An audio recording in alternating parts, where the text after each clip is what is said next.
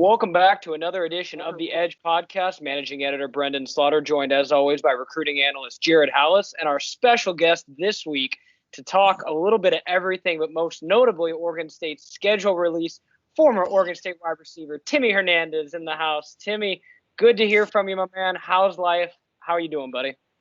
Doing good. Nothing to complain about over here, and excited for the season to start back up. Absolutely, man. Just kind of before we dive into it, just kind of catch us up. What's been up with you since you graduated? Obviously, we saw earlier from your nice background, you back in Arizona. What are you doing to stay busy these days? Right now, I'm still chasing that dream right now, and obviously not a great time for free agents with how everything's gone, and CFL. Who knows the XFL still even. They say they're going to play in 2022, but that's still a while away, and right now you just gotta kind of keep pushing and see where things go. But right now I don't know exactly where the path forward lies. Yeah, I think that's safe to say that a lot of people are in that boat right now. Whether it be I don't got too much to complain about. I think that COVID hurt me a lot less than a lot of people out there. So I got to look at it in a positive spin that way. Absolutely. And again, that positivity. One thing I always remember, Timmy, whenever we do an interview or whatever, not everyone always wanted to talk to the media, but Timmy always took time, man. He always had a smile on his face, and then he could back it up with pretty good stuff on the field too. Just how much do you miss Oregon State, man? How much do you kind of miss that environment? And obviously your last year was Coach Smith's first year. You've seen kind of what the program started to build on his behalf. Just how excited have you been to kind of keep an eye on things from afar now?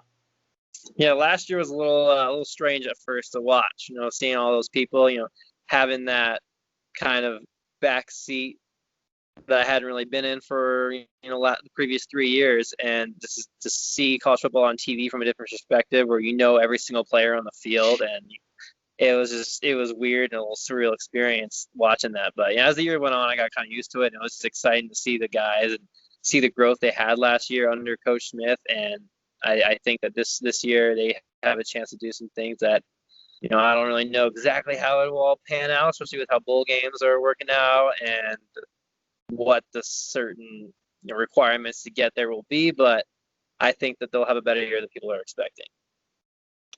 Yeah, we'll certainly get into it later, including a very very low Vegas over-under on Oregon State's win total this season. I'm not sure if either one of you guys have got a chance to take a look at that, but we'll get into that a little bit later because that's all sorts of heinous in my opinion. But we'll get to that a little bit later. Timmy, for you, just before we kind of dive in and start talking about some commitment news, Jared as well, just kind of what has this year kind of been like for you? You mentioned you're still kind of chasing down that dream. How have you kind of been staying ready, staying in best preparation you can for that, while still trying to, navigate this uncertain time we're in? Well, back in March, I was actually at Oregon State's Pro Day with Jake, Isaiah, Noah, all those guys. So that was cool. And I actually talked to a few teams after that. And so that was kind of cool because last year I had only talked to some scouts leading up to the draft. I talked to a handful of teams, but I actually talked to one of the coaches. And so for me, that was a big deal to actually talk to a position coach on a team. And then, we were actually one of the last ones to go of all the pro days across the country. I remember after the pro day, I was sitting in my hotel room watching the Mavericks game when Rudy Gobert was coughing on microphones and things. And that's where everything started going down.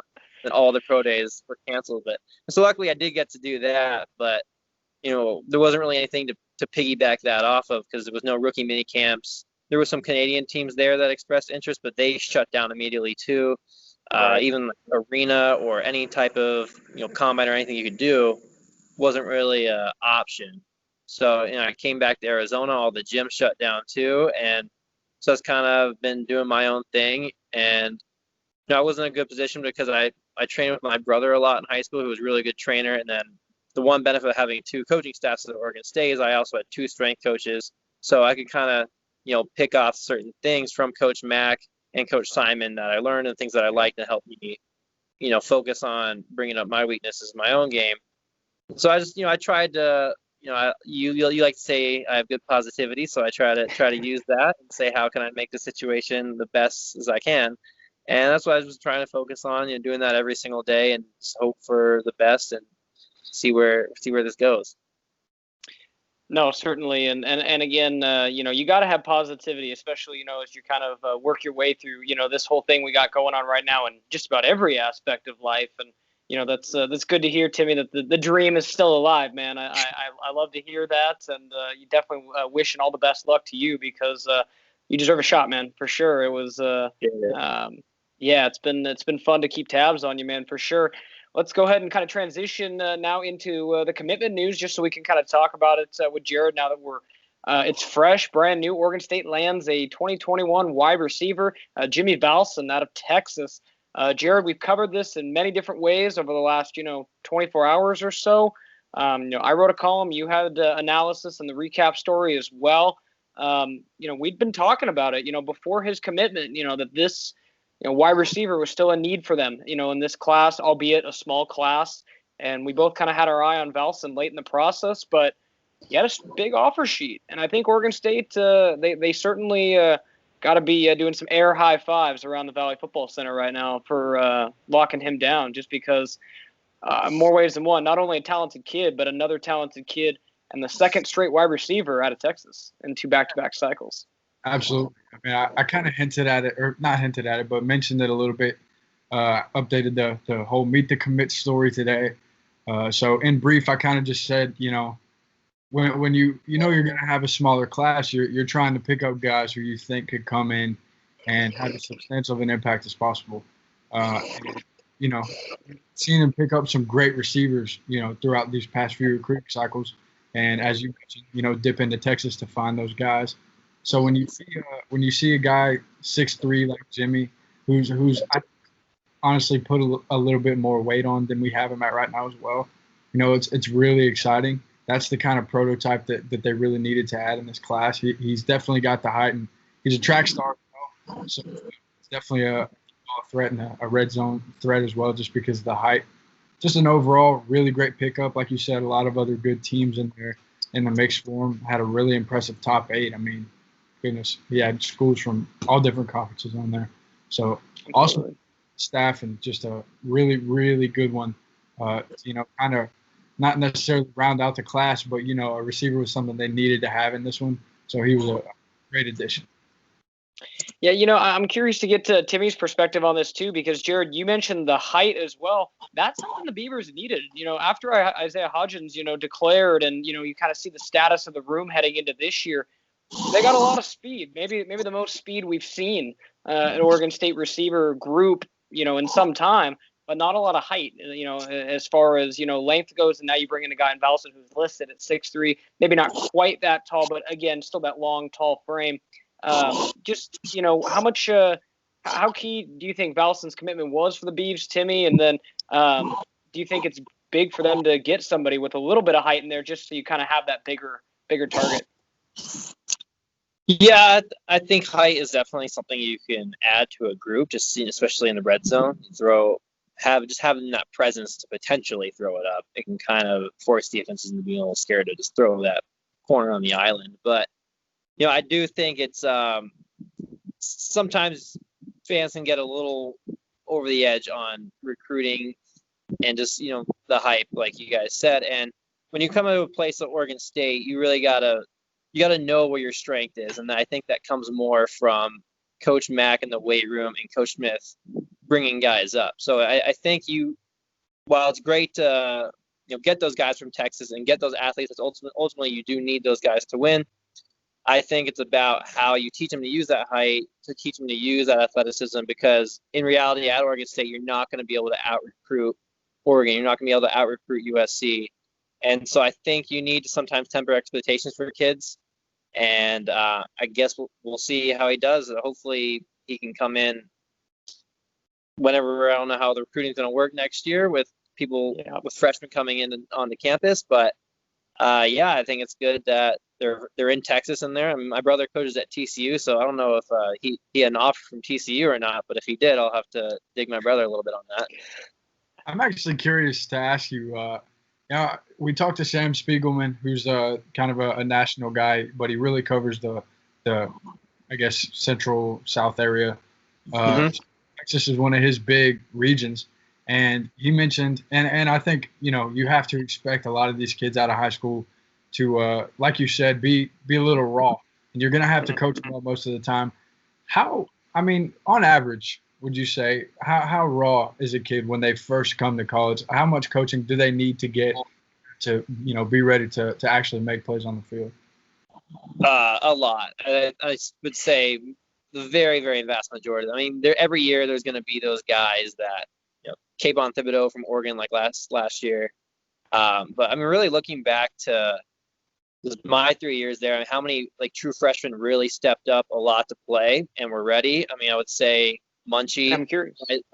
My senior year, Jamar. I don't know if anyone else calls him Munchie, but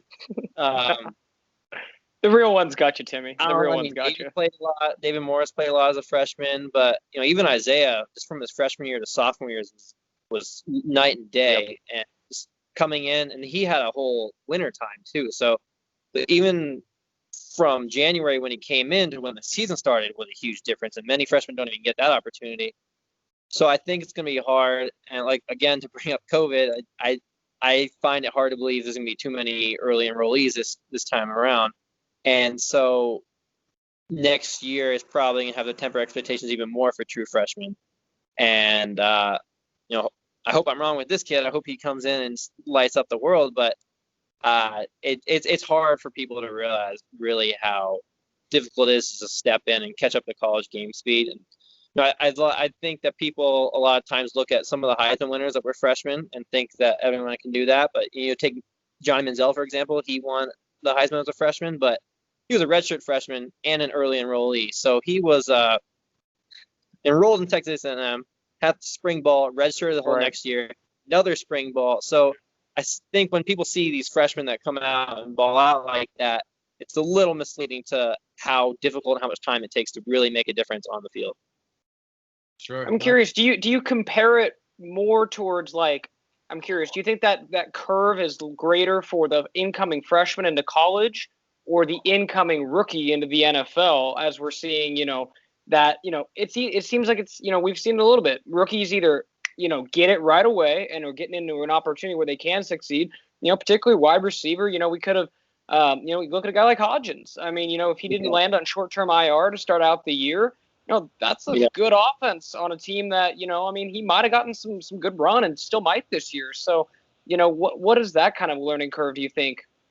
I guess I don't really have super much experience because I never really got that opportunity to play in the NFL yet. So, but I will say that when you draft someone with a first, second, third round pick like that, you're drafting them for their potential, but you're also drafting them with the expectation that they're going to play and they're going to, be a contributor that year, except for maybe quarterback. I think that's the one position that, many times they sit out a year or so. But I think expectations wise, when you have when you're recruiting, say, a 5-star, most of them you'll expect to come in and make a splash right away. But for anything lower than that, I think that colleges are realistic with the fact that they're not going to walk in and just be the guy right away.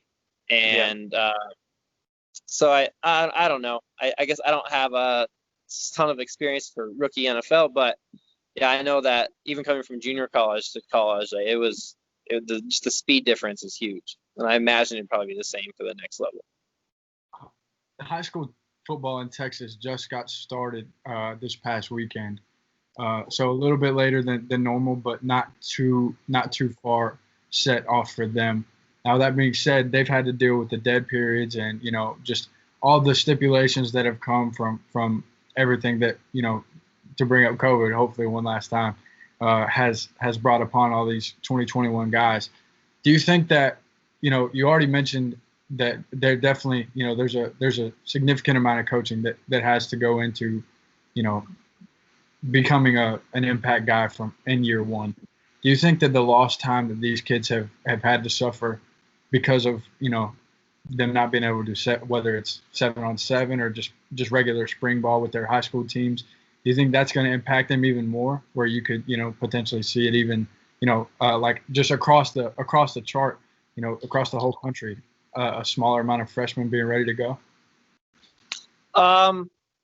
I don't think it'll affect them too much, just because if they can get some games in and just getting pads and helmets back on, and if they're allowed to early enroll, then I think that they can catch back up to speed. But I think that it really doesn't hurt anyone in terms of recruiting that already had a bunch of offers. And so, there's not a lot of kids, surprisingly, that go into their senior year and all of a sudden they blow up. Like, that's not that common. And I mean, there are kids that happens to, but Right. if you're not highly recruited going into your senior year, you're probably not going to be super highly recruited regardless of how you do. Like, I didn't play a lot up until my senior year, which is why I went to junior college first.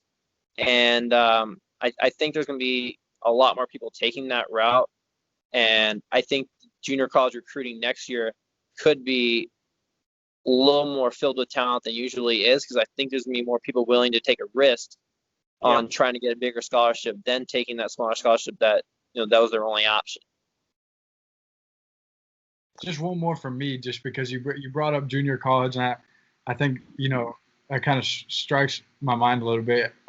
If you've been paying attention to Oregon State recruiting these last couple of years, they've definitely dipped a lot into the JUCO ranks under this staff, and I like it a lot. I think there's a ton of talent that's already been discovered. You're an example of that in those ranks. And I'm curious, they have a lot of guys, particularly in the secondary in the last class, that are kind of shaping up to make a really, really good impact. Overall, do you see that, landscape becoming a bigger reality for a lot of these schools? I think some of the bigger schools are just going to kind of stick with what their plan is. I think that some of the smaller FBS schools or smaller Power 5 schools will try to see what they can find in junior college. And one thing about junior college, it's a much less risks that people don't really realize, because let's say you go and you find a high school kid and you give him a scholarship and he comes to you. I mean, he probably redshirts, but if he's just not good and like it's just not going to work out, you're going to be stuck with that kid for 4 to 5 years, and that's going to be a scholarship gone for 4 to 5 years. But if you go junior college, and maybe 3, I was there for 3 years. Most people only have 2. So if a guy comes in, you're like, oh man, we missed on this one. The scholarship is back in 2 years rather than sitting there for 5.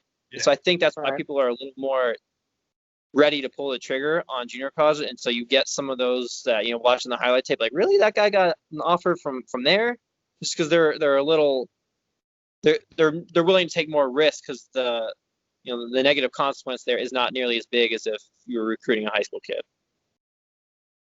Yeah, and that's actually an interesting point, Timmy, because you bring up the fact that you're kind of stuck with those potential kids for 4 or 5 years. I feel like more and more you're seeing now, guys that aren't going to play kind of see the writing on the wall and look for different situations. And I think kind of the transfer portal's also kind of allowed for that opportunity a lot more, which I think is better for the kids, because you have a great point. If you happen to, be really good in high school, maybe you just don't transition to Power 5. Maybe you're more suited for, one of the group of 5 schools and, the competition level they have. Being able to have that portal, the ability to kind of have flexibility is certainly nice. But just to wrap up the point on Valsin before we get into the schedule, I'm kind of curious what your most fond impressions were of Katense Hinson, and just kind of him as a receivers coach, and his kind of obviously you guys weren't like talking recruiting or anything, but just kind of the mindset that you think that he presents, and the image that he presents on the recruiting trail. As Jared and I've said, Zariah Beeson, nice pickup last year, and now you got Jimmy Valsin coming in this year as well, both from the hands of Hinson. Yeah, I love Fence a lot. He's one of my favorite coaches I've played for. But he's someone that he sees how you play, and he's never going to try to change who you are fundamentally. Like, he'll try to obviously make you better and make your strengths better and build your weaknesses up, but he's never going to just try to break you down and try to make you someone that you can't be. And I think that you've seen that throughout the last 2 years, and you look at some of the guys he's been able to work with, that if you just looked at them on the surface, you would put them in, you peg them for the wrong spot that wouldn't fit in. I mean, you look at someone like Champ, you look at him and you think, what do you think first? He's slot receiver. That's the only thing he can do. But if you look at the last 2 years, he hasn't really played any slot, but he's been really successful on the outside. And I think that makes my point right there, is that Fence Oh, we temporarily lost Timmy. We'll go ahead and there he is, back on. Drop that one out of the. We're not live, right? We can edit it. You can. Yeah. We'll edit that out. Yeah, I was just, Fence is good at looking at someone and seeing the best that they can fit into this offense. And I think that the receivers going forward with the guys they have, you get Trevon back for the whole year. The Champ obviously looked really good.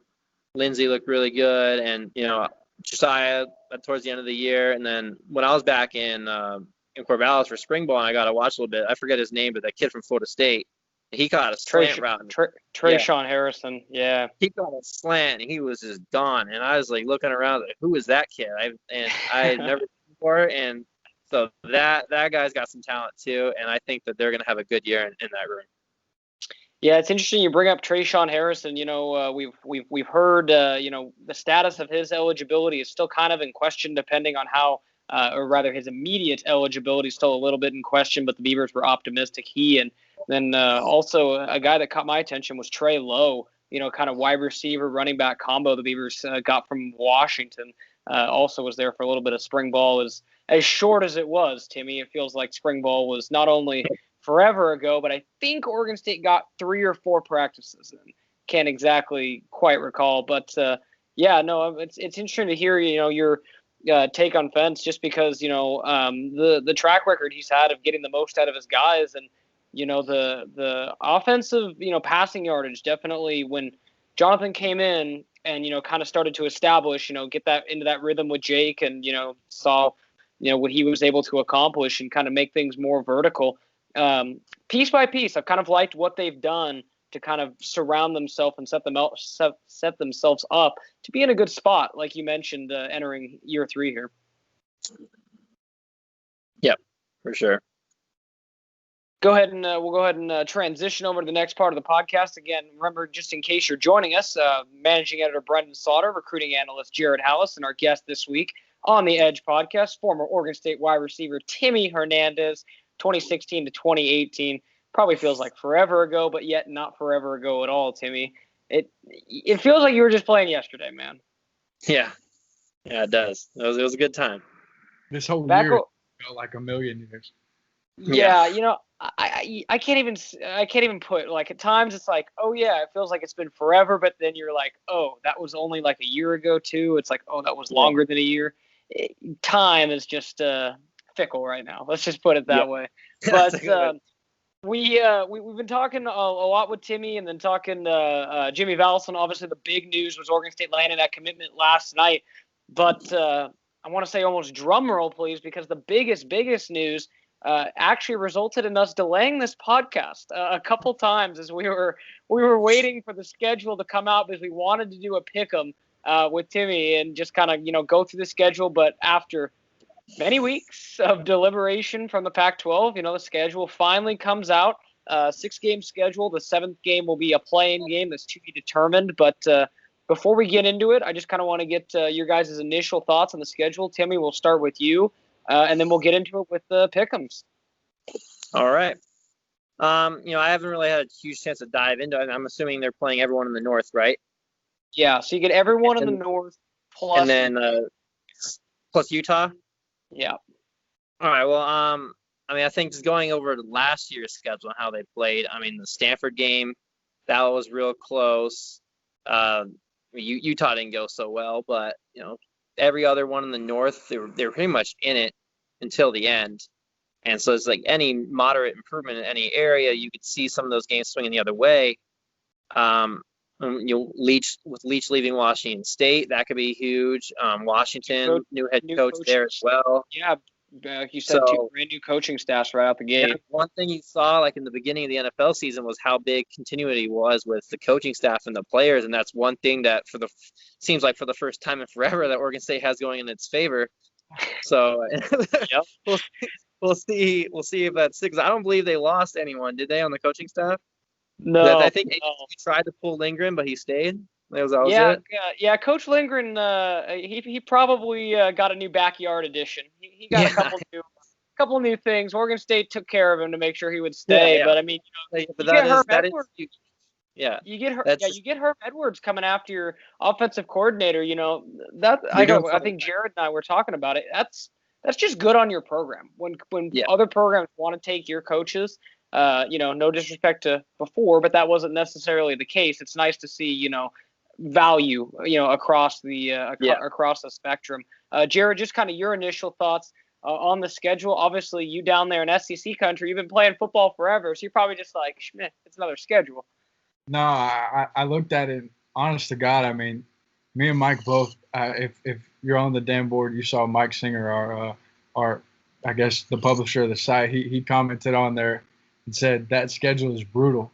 And initially, I mean, that was my thought as well. You look at that team, and it's a bunch of great teams and very well respected programs. As that's just the way the Pac-12 is, and it continues to improve. But I kind of looked at it a little bit, and I had to go back and look and just remind myself, like, this team, kind of like Timmy was saying, they were in pretty much almost every game for Utah, right down to the wire. A couple of things go your way, then they're easily in the game last year. Especially like when you go back to what I think was week 2. We talked about this on a previous podcast against Hawaii. They would have beat that team 9 times out of 10 had they played them towards the end of the season. Stanford, like he was saying, was close. Washington State, wow, that was close. Yeah, we don't need to talk about that one. even that was Timmy wasn't even on the team, and he's still salty from that one. Tough to watch. Yeah. No, I firmly believe that if Ham doesn't break his wrist in the first half of that game, that they probably win that game. Yeah. I mean, or this pass interference call in the end zone was a little skeptical. Well, that too, but I mean, just you could tell like the last couple of weeks, and that definitely led into Ham's decision to come back was not being able to participate in the combine and then obviously work his way back. But yeah, certainly, Jared, you hit on some good points there as well, and I want to make sure to get to all your guys' points. We'll go ahead and kick it off here. So we'll go through each of the schedule. You guys give win, loss. We don't need exact predictions or anything like that, but then a couple sentences or whatever on what you guys think. So.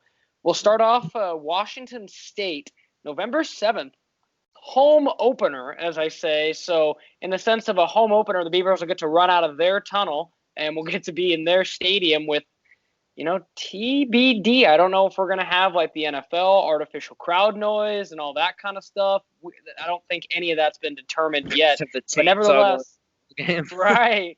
No, they got it all pre-recorded and ready to go as is. So maybe they're going to have to bring it out, but that first game, Washington State in Reser Stadium. Timmy, we'll go ahead and start the round with you and work our way around. What's your thoughts on that game? That's probably the best thing they got out of the schedule was the fact that they get to play Washington State first because new head coach, new quarterback.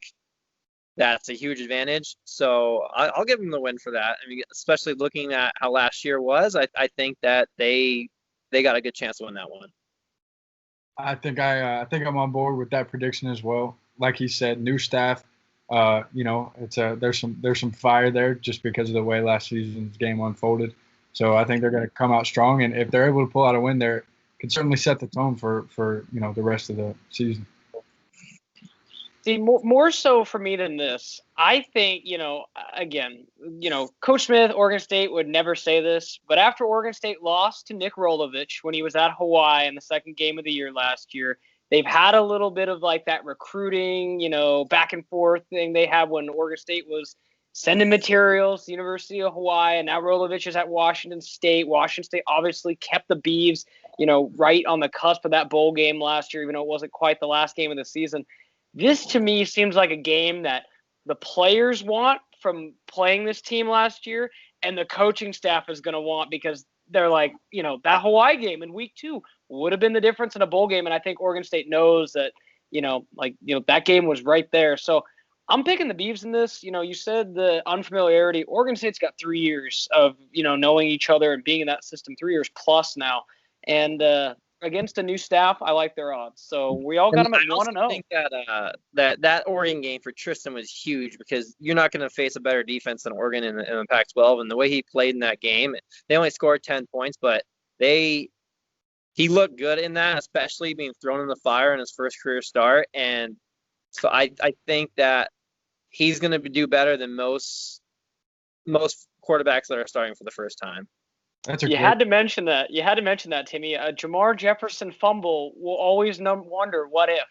As Jebbia was leading that great drive, down at the end of the game. That one, actually, basically the last drive of Oregon State's, 2019 football season. But yeah, we'll get into him for sure as we get through it. But a lot of people, whether it's you, whether it's other media types, have been saying that, him getting thrown into the fire. Timmy, you played at, Autzen, obviously know what kind of environment that is, or rather not necessarily will be this year, but what it was in the past. How much did that help him? Just to take a quick little sidebar, you mentioned it. How much did that help, Tristan? I mean, we played at Minnesota home opener, Ohio State home opener. We played at some pretty big stadiums. I hate to give him credit for it, but that was the most insane environment I've ever had to go into. I couldn't hear anything. We had to change our huddle. 2018? 18? Yeah. We could not hear anything Daryl was saying. It was for him to perform the way he did, and I don't even think they knew that he was going to start the whole week either, did they? Or no, you're referring to, unfortunately, 17, the end of, the Anderson / Hall era. That one. I imagine that game was tough on a multitude of levels. But yes, I mean, just from a just like an environment standpoint, that was probably the most difficult place I've ever had to play. For him to play the way he did in his first career start, it says a lot about the player that he can be.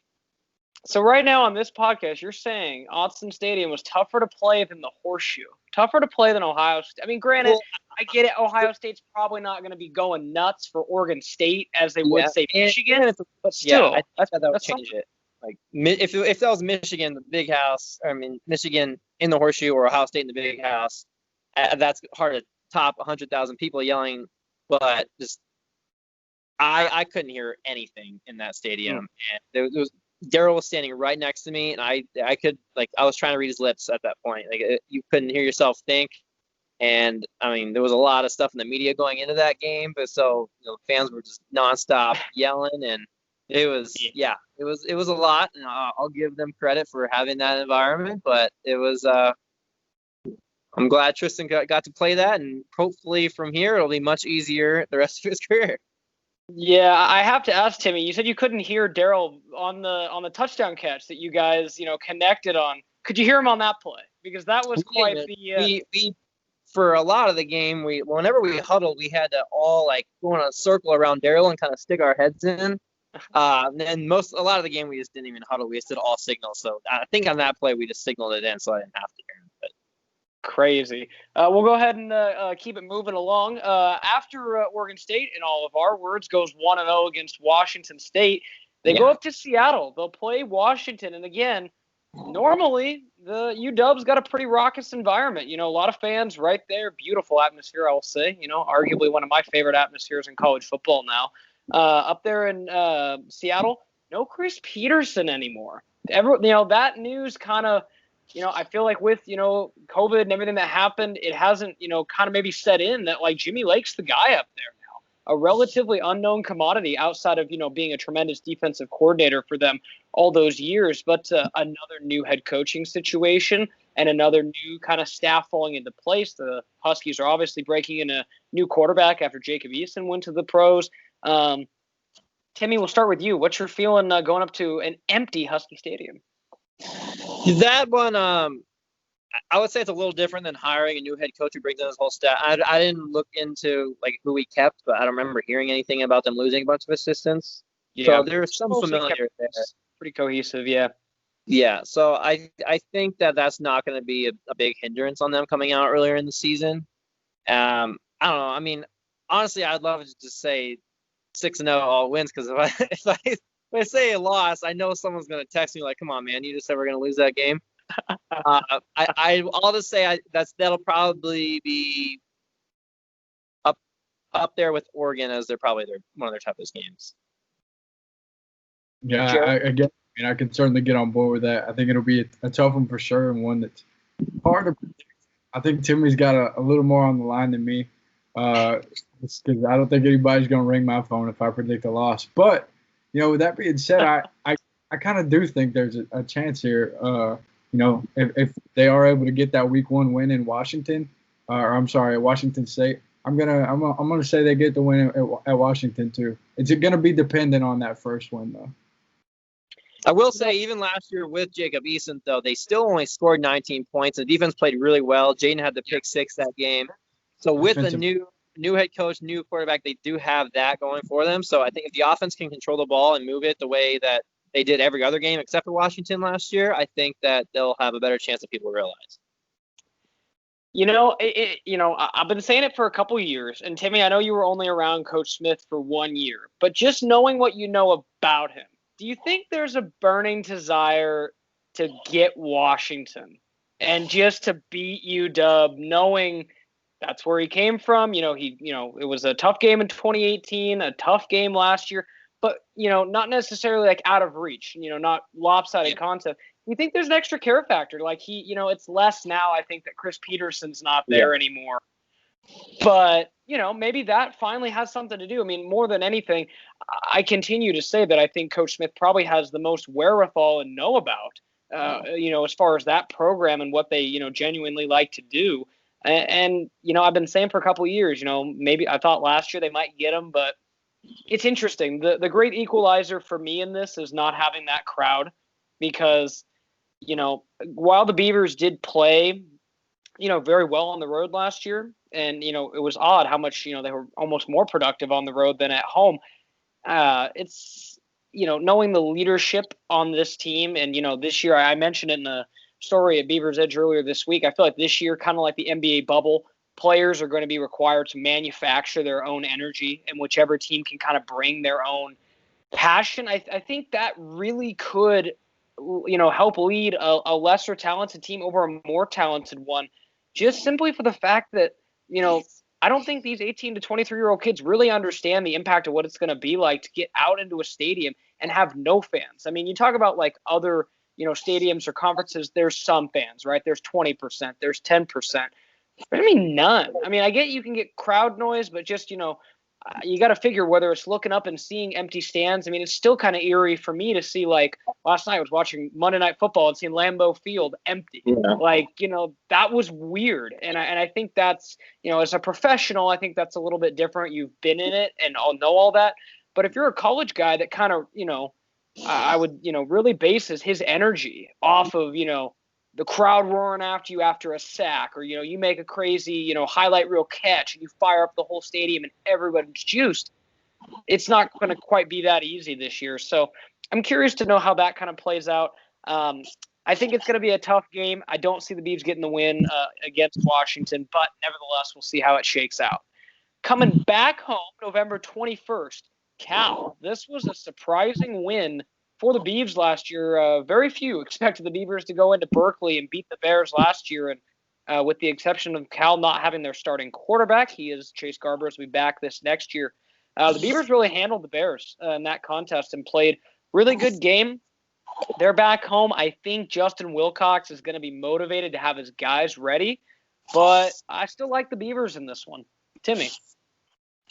I think California, before everything happened, was kind of a trendy pick in the Pac-12, if I remember right. So, I mean, they got their quarterback, head coach back, and that game last year was really close. But they did go down on the road, and it was kind of capped off by BJ's run. And he was absolutely ran through their defense. Yeah. So that was cool to watch. But yeah, I mean, back home, I will say the without all the crowd noise and all that, you don't have a huge home field advantage. I'll say that they probably have a better home field advantage than anyone, because whenever I talk to people either I played against or staff that went to Oregon State or ones that actually came there when I was playing, we'd always ask them what it was like playing against Oregon State, because we always thought that they would hate the locker room, because the way locker rooms actually in Gill, so they have to walk across the street into the stadium. But the thing that everyone always said was they hated playing on the field at Oregon State, because since it rains so much, like I'm sure you guys have been on the field, how slanted it is. Like if you lay down, if you can't really see it on TV or when you're in the stands, but if you're on the field and if you lay down on one side, you can't see the other sideline because it's like a hill in the way. Wait, So I'm wondering if that's the case, Timmy. I'm gonna botch my memory. I can't remember if it was Coach Smith's first season or if it was last year. where they got the penalty for Champ laying down in the end zone on the kick return and basically being invisible with a black jersey in that black end zone. And, is that kind of that sight line that you're mentioning? It's more like it's the middle of the field, as in like from end zone to end zone. So if you're standing in one end zone, you can see the other end zone fine, but it's from one sideline to the highest part is in the middle, in between the hashes. So I don't think that one would hide. I don't think that would hide him at all. But I don't think it's going to play a huge advantage. But it is like you watch them warm ups. Some quarterbacks will tend to sail it a little bit as they're trying to. It's almost like you're throwing downhill a little bit when you're the quarterback from the middle of the field throwing to the sideline. So, right. I mean, I don't think it's going to play a huge advantage, but I mean, they do have that going for them. Jared, over to you for Cal. Yeah, with that, remind me, I know it was either Cal or UCLA today. They jumped on them quick. They were up 21-0. UCLA was the lot more lopsided contest. Cal was closer. Yeah. Okay. I remember one of the California teams they jumped on. We're up 21-0 pretty quickly. But I definitely remember them beating Cal last year because I think we both picked them to not win that game last year. So if history's any indicator, if I pick against Oregon State, they win. So maybe I won't win this game and they will. But nah, I think they have a pretty good chance. Again, it took me revisiting the team last year and seeing what they're returning to realize like, hey, this actually could be a pretty good year. Probably pretty crazy for me to say they're going to be 3-0, but hey, you never know what can happen. I'm going to say yeah. Okay, now we move along to can't say it anymore. The Oregon State rivalry, as we now know it, named TBD.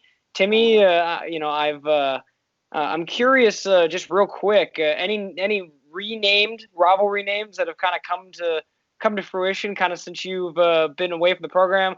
For the war for the Willamette, or is it always going to be Civil War in your mindset?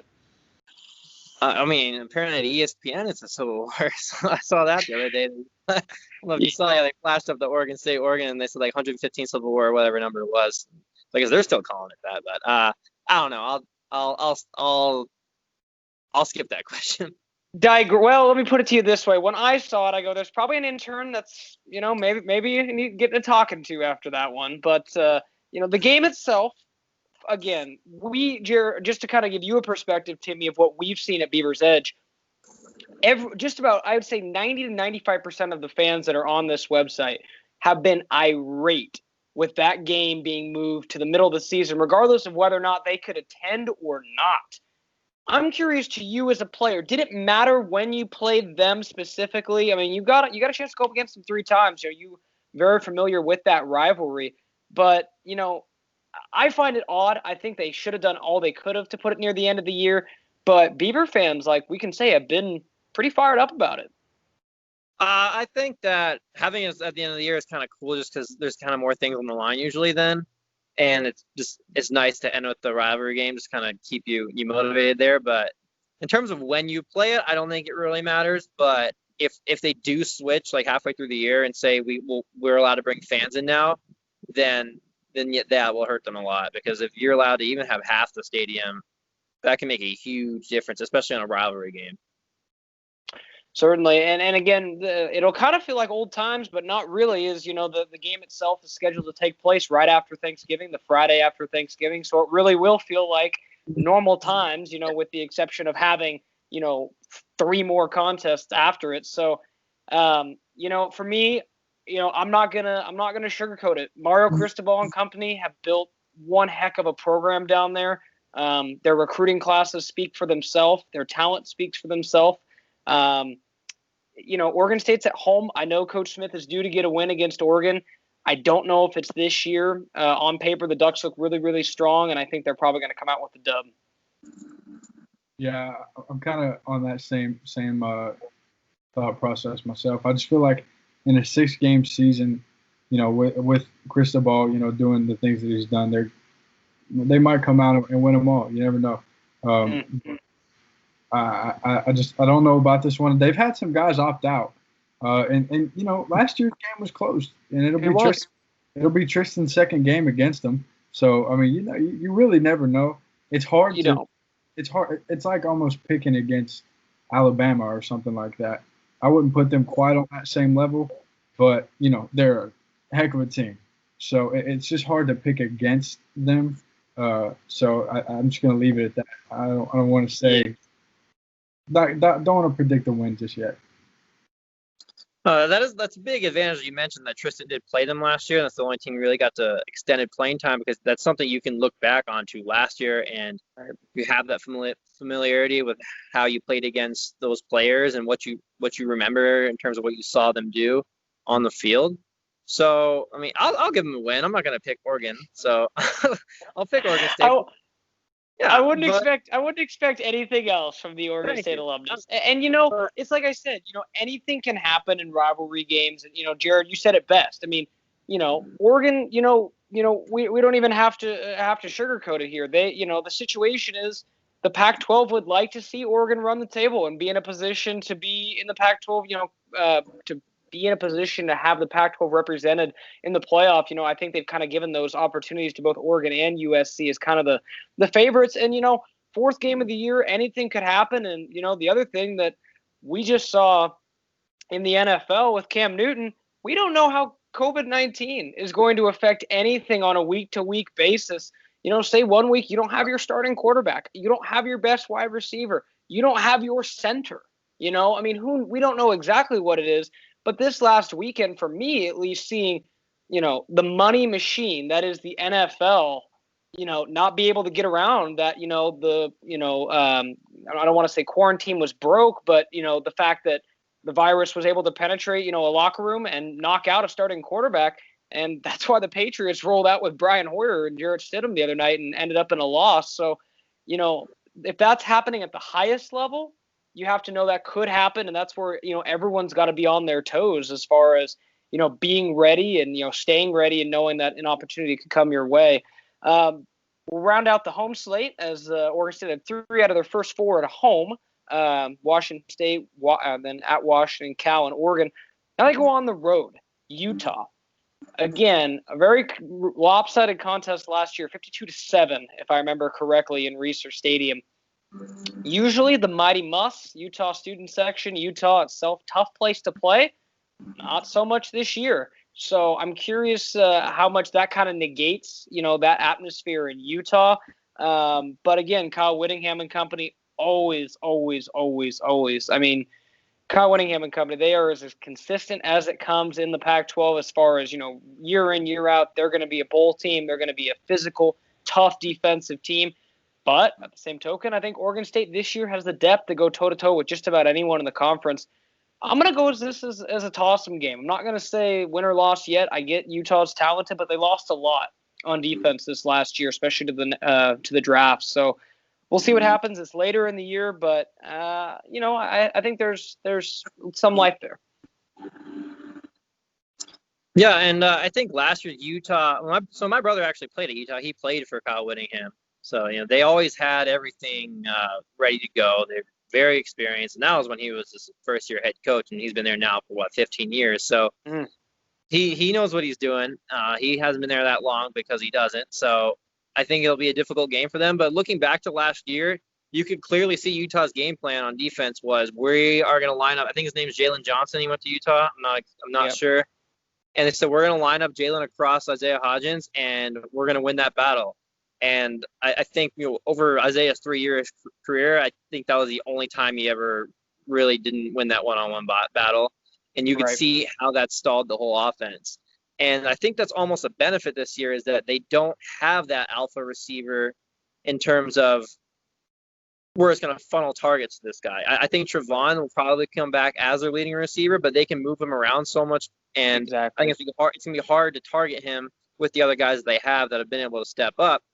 And I think it's going to make the game plan attacking Oregon State a little bit difficult for Utah, especially a team that is. But I remember when we played them and just watching them for the last 15 years with Coach Witt, they love playing man coverage. And we got some guys. We got some guys to play there. If the O-line can give Tristan time, where they're going to be able to do some damage. And then on the flip side, they seem to run all over our defense last year. But after that game, there really wasn't a team that really pounded it into them on the ground. I mean, that was really after that I mean, Arizona scored 38 points on them, but that was a blowout game. Arizona scored a bunch of garbage time points. Arizona Right. State had a solid game against them, but I mean, really everyone else hit them through the air. And I think that maybe that was a sign for better things to come. And hopefully this year they do that better on the run, because Utah's never been an elite passing team. So if they can stop the run and win against man coverage on offense, I think they have a good chance on that one as well. Yeah, I love that analysis, Timmy. That's golden. That's great. absolutely. And just kind of furthering that point, I read that they lost 9 starters on defense. So, I mean, they're going to have their hands full replacing those guys. That team was stacked. I mean, that defense for Utah last year was stacked. They were really, really good. And again, outside of, the crazy thing people forget, and, at the time, Utah's one bad Pac-12 championship game with Oregon away from arguably being the 4 seed or at least having a shot to be in the college football playoff last year. They laid an egg, and I'm going to say it that way because they laid an egg against Oregon in that championship game and really weren't competitive in it to a certain degree as the Ducks, went on in the Rose Bowl, but they came that close, and maybe that's, why they didn't, make the playoff and so on and so forth. But at the time, when they ran over Oregon State, they were full steam ahead, and even they were dreaming playoff at the time. So, much different circumstances this year. It'll be interesting to see how that one shakes out. And we'll wrap up to the final regular season game. It's going to be wrapping up at Stanford down on the farm. I just like this game. I don't want to count out David Shaw and Stanford, but they've been slipping the last couple of years from where they were maybe, say, 3, 4, 5 years ago. And Oregon State played them tough. They're just due to get a win. I mean, Timmy, I'm sure you remember the heartbreaking year where, Ryan Nall, lost the ball to Stanford at the end in 2017, where that game was – I mean, I will never forget seeing on ESPN a 99.9% win probability chance on that last drive. Stanford got him there. Stanford got him in 19 as well. I think the Beavers are due to get Stanford. They're due to get past David Shaw, and I like them in this game. I really do. Yeah, I honestly don't know much about Stanford. I was at that game last year, actually, but since I was there, actually, I didn't have the great chance to watch because I was just talking to everyone I hadn't seen in a while. It's really the one game I didn't get to sit down and watch. But I agree with you. Stanford is slipping a little bit, and it's Oregon State is more going the other trajectory, so I think that they could get them. And I mean, that's the one game that'll probably be very similar to normal because there's not usually any fans there anyways. Yeah, it's quiet. I mean, hey, in all fairness, they're too busy getting their 4.0 GPAs. But you know how it is. Yeah. I don't know. Yeah, I like their chances, and they don't have that. They don't have the McCaffrey. They don't have the guy after I forget his name, but he was legit talent too. Right. Bryce Love. Yeah. I mean, I think he was a Heisman finalist. I don't know how I forgot his name, but yeah. And so I think they will struggle with. I mean, that's why my junior year they struggled a little bit with us because they didn't have Bryce Love that game. I remember that. Yes. And so I think they struggle without that guy they can just give the rock to and then play good defense. So they're going to struggle on offense a little bit. And it takes one big play on offense for the Beavers to get a little bit of a lead and then protect it. Yeah, no, I mean, I think you guys are on the right track there. They're certainly a program that's been kind of weird to see. They continue to do well on the recruiting front, but it hasn't really been able to translate too well to the field these past few years. And as you mentioned, Timmy, Oregon State's definitely headed in the opposite direction of that. So it shapes up to be an interesting game and one that, to Brendan's point, you feel as if they're due for a win. So I like their chances here, and I think it'll be a really great way to wrap up the season. I think that means I would have them at either 5-1 or 4-2. So I think that would be a really great season when you take a look at the schedule and just see who they'd have to beat to get to that point. Yeah, I think I've got them unofficially at 3-3 or so, depending on how it works. But I think the potential for that winning season could come in week 7. And Timmy, just for you as a former player, I'm curious what just to kind of wrap up this with that last week 7. How excited do you think the guys are about having like a seeded game where like, it's almost like a March Madness, like one game just to kind of wrap it up at the end, assuming that, the conference favorites are likely at the top, not to, assume Oregon State won't be in the Pac-12 championship game that weekend, but I don't think the odds are super high. How cool is it kind of to, it's potentially going to be someone they play, potentially not. We have to wait and see, but just the randomness of kind of having a seeded game and kind of being able to close it out with the potential to, get one more win. I think that they'll probably just handle it, just try to keep it as normal as possible. I think they got a good coaching staff together that I think they can throw a game plan together in a week without having to, necessarily know who for sure they're going to be playing. I mean, Coach Smith had that experience when he coached at Washington when they were in the Pac-12 championship. So, I think it'll be treated like any other game. And, I don't know how it works with bowl games or with that seventh game. So assuming they play 7 or 8 games, I think that anything less than 3 or 4 wins would seem like an unsuccessful year and seem like that you kind of stopped your progress on what we built last year. So I think the target, if they only play 6 games, I think 3 at minimum is what they want. If they play 8, you got to get 4 minimum. Certainly, and just to kind of wrap it up on this point, Jared, I'm kind of curious to get your thoughts on that final week 7, if you have any. But just to kind of throw this out there, because I teased it earlier in the podcast, Vegas came out with odds for each Pac-10, Pac-12 team. Oregon State's over/under 1.5 wins in these 7 games, so that's a complete season. As I mentioned on the board, I'm not necessarily a betting man, but I know there were some subscribers that were kind of getting into what I was, leaning in towards. If you can find a place that will, take a wager on the over, I would recommend it because I'm pretty sure Oregon State's going to win more than 1 game this year. That was mind-boggling for me to see. Timmy, you've been in those situations where there's been years where there just hasn't been any preseason expectation to Oregon State, and I almost think that's kind of like how the Beavers like to operate. They're not flashy, but you guys, the work is done. I mean, I'm sure guys don't pay attention to any of that stuff. They just go out and ball. Well, I mean, you try not to pay attention, but it's with the world that we live in now, it's impossible not to see everything. Even if you're trying not to see it, you'll see it. So, I mean, actually, it's a very similar scenario. Other than COVID and playing a shortened season, it's very similar to my junior year because my sophomore year we came off that 4-8 record, similar to the 5-7 they were last year. But really, we only got blown out by I think Washington and Colorado. But the other 10 games were really neck and neck. And most of them we had a chance at the end of the game with the ball to either take the lead or tie it. And that's very similar to what they were last year. And there was a lot of high expectations going into my junior year after getting Jake as a junior college All-American and all the guys that we had coming in. And obviously that did not go as planned. No, you could say like, a nuke went off. I mean, I don't like to, draw comparisons to the past, but that's naturally something Beaver fans have asked about because, you go back, you look at the progress after 16, you close the year 2 big wins. I mean, Timmy, you yourself had a game in that Arizona game to close out that year. And then, obviously knocking off Oregon.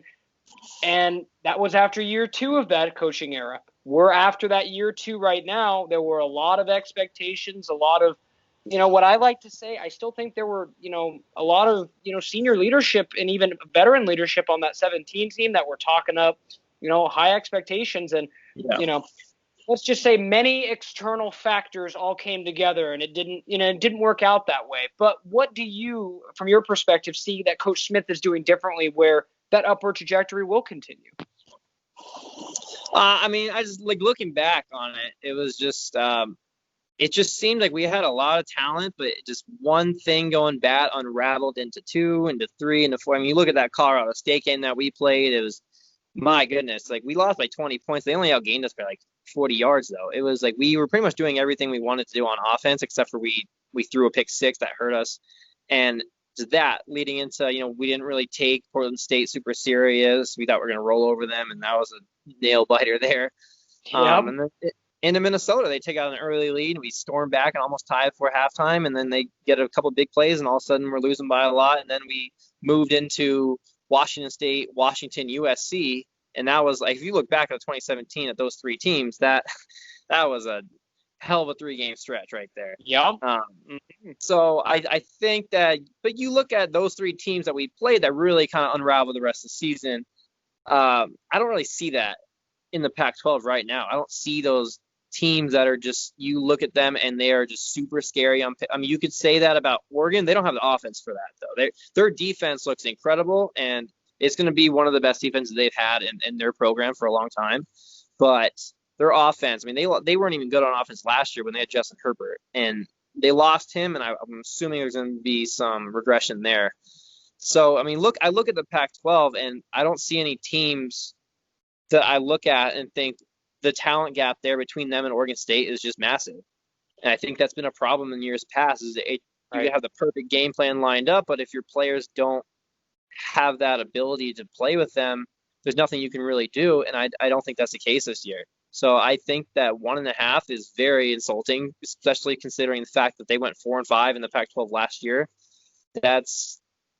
I think that there's going to be some teams or some players there that were ticked off, and I think that's a little different than going into my junior year, because we were kind of a trendy pick back then. Like, oh, look at Oregon State, how they played. They got this quarterback now. They got all these players that are coming back.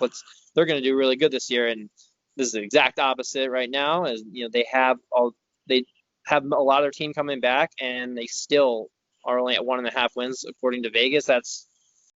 I think some people take that to heart, and they have some very strong-willed, strong opinionated people on that team. As you know, we've seen the last few months, they're not afraid to speak up. So I'm interested to see how they react if once they pass that 1.5 win total, which I bet probably won't be too early in the year. Well, here's the thing, Timmy. I'm curious because you mentioned I said yes. So don't. I'm sure you still got your thumb on the pulse of at least a few guys you're close with still on the roster and whatnot. Maybe before the season you're like, hey, look at this extra motivation. And I'm sure, like you said, if it's something that you do see, and like you said, unless you're, Jared will appreciate this reference. LeBron James on his social media lockout. He'll do for postseasons. You're probably going to, you're going to see stuff, right? It's media. I mean, we're in 2020 where, we can't even be in person with people because we're on computer screens and Zooms right now. So you're always digitally connected, one way or another. And I don't know, my last and parting thought for this as we kind of wrap up, do you think there will be guys on this roster that see that and take it personally all year long? Yeah. For sure. I think just to say one, Ham is definitely not going to like that when he finds out about that. I'll tell you that much. I mean, I don't like using him as an example. I don't think he would come back if he looked at this team and said, we can't win here. I think that he would have said, all right, I got what I came here to do, and I'm going to go to the NFL now. The fact that he came back shows that he has some belief in this team, and I don't think that he is ignorant to the talent of his teammates around him or super biased. Obviously, there's some bias there, but I think that he sees the potential in this team, and I think they got the right guys at the top, and I think they'll do better than people expect. Jared, parting thoughts from you as we kind of start to wrap up the podcast. We ended up going quite a bit longer than I expected, but this was quite the awesome conversation. It feels like we were talking about Jimmy Valsin months ago. But Jared, just to you to kind of wrap it up here as we conclude this edition of the Edge podcast. Yeah, it's been great. I mean, we certainly appreciate you, Timmy, for coming by. It's been incredible to have perspective. I think a lot of people really appreciate that. But yeah, 1.5 is certainly insulting. I'm gonna put some money on that. Let's just say. Yeah, I mean, I'm probably gonna be there. I mean, yeah. I mean, I don't know. I don't know if I'm legally allowed to bet on that. No, but it's interesting because I remember. I remember, having, conversations, and it was kind of similar. I think, if I can remember correctly, Timmy, going into that 2017 year that had the expectations, the Vegas over-under win total was 2.5. And that year, as we know, ended 1-11. So I want to say this, too, that if this was a regular season, there's zero doubt in my mind Oregon State would be making a bowl game. Like, I just – yeah, no, I agree. No doubt. So – it's certainly like 1.5, but you have to kind of put it in perspective because it is a But out of 7 though, 1.5 out of 7. I mean, even a flat 2, I feel would be. So yeah, I mean, if you put it into that perspective, it's still pretty insulting because I would certainly have them over 3 wins in a 12-game season. So I'm I said, put money on it. Yeah, I mean, it's going to be interesting. I mean, like I said, for a team, as Timmy mentioned, that really, obviously lost Jake, and lost a couple big guys up front, Blake and Gus, and goodness, I'm drawing a blank on that other offensive lineman that graduated, but Clay Cordasco. Yeah, Clay as well. Again, just super consistent group up front. But that defense, didn't lose a lot. I can, obviously, they lose some beef up front with Elu, and obviously not having Jordan Whitley for this season. Again, prayers up to Jordan, in his situation. Hopefully get some more clarity on that. But returned a lot. And like you said earlier in the podcast, Timmy, some continuity. And I think that could really give Oregon State, a chance in every game. When you said, Jared, that, Mike came on the site and was like, that's brutal. And my thought was the first thing, but I go, this year, where in 2020 we have to expect the unexpected every second of every single day. And this team has experience. So I'm not going to say that anything's closed and shut. And that's why even as I go through this, I say, there are games that look more winnable and games that, look tougher. But I don't want to say anything's closed and shut because we have no idea how these teams are. We have no idea which one of these programs maybe didn't take their off-season training program as, close and regimentally. Maybe some guys didn't work out. You got guys that maybe didn't take it as seriously and come back, in need of, more than just, training camp. Or the other big key, as we see in the NFL, injuries. Yeah. Injuries.